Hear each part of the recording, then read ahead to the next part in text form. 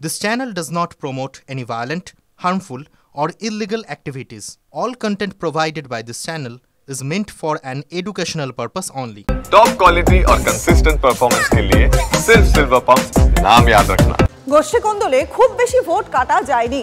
অভিষেকের দাবি সরাসরি অস্বীকার করলেন অখিলগিরি সাবিত্রী মিত্ররা। কারণ সাংগঠনিক দুর্বলতা এবং অর্থের অভাব পূর্ব মেদিনীপুরে লোকসভায় হারের কারণ দাবি করছেন রামনগরের বিধায়ক। পাশাপাশি সাবিত্রী মিত্র তার যুক্তি যে উন্নয়ন কাজ করেনি মালদাতে। মাটি একদম শক্ত। এই জেলাতে আমরা 16টা আসনে নরেন্দ্র মোদীজিকে দেখব। আপনি দেখবেন আর জ্বলবেন, লুচির মতো ফুলবেন। পূর্ব মেদিনীপুরের মাটি কি সত্যি দুর্ভেদ্য হয়ে উঠছে ঘাসফুলের জন্য? গোষ্ঠী কোন্দলের জন্যই কি জমি হারাচ্ছে তৃণমূল? সূত্রের খবর, শুভেন্দু জেলা নিয়ে শনিবারের মেগা বৈঠকে অভিষেক বলেন, পূর্ব মেদিনীপুরে নিজেদের মধ্যে ঝগড়া করার জন্য কাঁথি আসনে হেরেছি, আরও বেশি পরিশ্রম করলে জিততে পারতাম। শুধু লোকসভা নয়, কাঁথি সমবায় ব্যাংকের পরিচালন পর্ষদের নির্বাচন নিয়ে আকচাকচি যেমন জায়গায় গেছিল যে হস্তক্ষেপ করতে হয়েছিল দলনেত্রীকে। এরপরও অবশ্য অভিষেকের তত্ত্ব মানতে রাজি নন রামনগরের তৃণমূল কংগ্রেস বিধায়ক অখিলগিরি।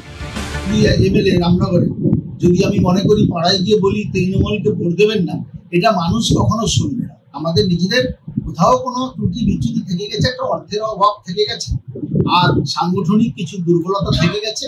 আমি মনে করি যে আগে সংগঠনটা ঠিক মতো সাজানো, যা হয়ে গেছে লোকসভাতে যা হয়ে গেছে হয়ে গেছে। বারবার তো বলা হচ্ছে সংগঠনকে শক্তিশালী করা, সংগঠনের কোনো কর্মসূচি নেই পূর্ব মেদিনীপুরে। শুভেন্দু চ্যালেঞ্জ দিয়ে রেখেছেন 16-16। সেখানে তৃণমূল জেলা নেতৃত্বকে পূর্ব মেদিনীপুরে 12টি আসনের লক্ষ্য বেঁধে দিয়েছেন অভিষেক। 12 কেন? যখনই টার্গেট 12টা বলা হচ্ছে, তার মানে বলা হচ্ছে নট লেস দেন 12।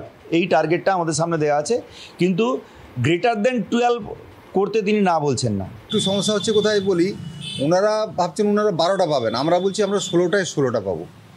আর শক্তিবৃদ্ধি, তাঁদের চোখে যে শক্তিবৃদ্ধির কথা বলছেন তার থেকে অনেক বেশি শক্তিবৃদ্ধি গ্রাউন্ডে হয়েছে, মানুষের মধ্যে হয়েছে, জনগণের হৃদয়ে হয়েছে। সিপিএম আবার আসন সংখ্যা নিয়ে 2 ফুলের সিটিং দেখছে। উনি যেটা বলছেন যে পূর্ব মেদিনীপুরে 12টা আসনকে বিশেষ গুরুত্ব দেবেন, তার মানে কি বিধানসভা নির্বাচনের আগে বিজেপির সঙ্গে বোঝাপড়াটা পরিষ্কার হয়ে গেছে যে বিজেপি 4টা আসন আর তৃণমূল 12টা আসন। শনিবারের বৈঠকে মালদা নিয়ে কড়া বার্তা দিয়েছিলেন অভিষেক। সূত্রের খবর, তিনি জানিয়েছেন, নেতা মন্ত্রী ঝগড়া বিবাদেই মালদায় খারাপ হয়েছে ভোটের ফল। বিজেপি এবং কংগ্রেস ভুল বুঝিয়েছে, কিন্তু দলের নেতা মন্ত্রীরা এতটাই ঝগড়া করতে ব্যস্ত যে তার কাউন্টার করতে পারেননি। এই জেলার প্রাক্তন মন্ত্রী তথা মানিকচকের তৃণমূল বিধায়কের যুক্তি অবশ্য সম্পূর্ণ আলাদা। বিজেপি আর কংগ্রেসের এটা এইভাবেই ভোটটা হয়ে গেছে। কি ধর্ম ভিত্তিতে? হ্যাঁ, ধর্ম ভিত্তিতে ভোটটা হয়ে গেছে। মানে তৃণমূলের তার মানে কোনো কাজ করেনি, উন্নয়ন হোক বা লক্ষ্মীর ভান্ডার হোক, সেটা কাজ দক্ষিণ মালদাতে এটা কাজ করলো না। কি দক্ষিণ মালদাতে এটা কাজ করছে না, উন্নয়নটা কাজ করছে না। লোকসভায় খারাপ ফলের জন্য বীরভূমকেও রেয়াত করেননি অভিষেক। রামপুরহাট এবং দুবরাজপুরের বহু বুথে 50 ভোটের বেশি ব্যবধানে হার। কেন, তা বিশ্লেষণের নির্দেশ দিয়েছেন তিনি।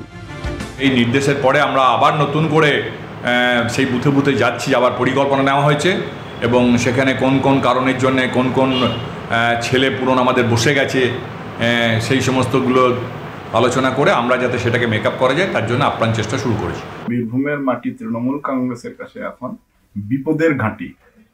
বিপদ বীরভূম থেকেই শুরু হবে, কারণ যেভাবে বীরভূমে পাথর চুরি, কয়লা চুরি, বালি চুরি, গরু পাচার থেকে আরম্ভ করে সব জায়গায় যুক্ত হয়েছে, মানুষ এটা সর্বজন গ্রাহ্য হয়ে গেছে এবং সর্বজন বিদিত হয়ে গেছে।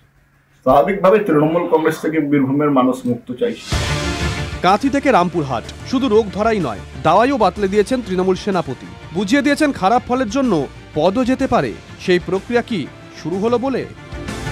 কনিষ্ক মাইতি, সুবোধ ভট্টাচার্য, হিমাদ্রি মণ্ডলের রিপোর্ট, TV9 বাংলা।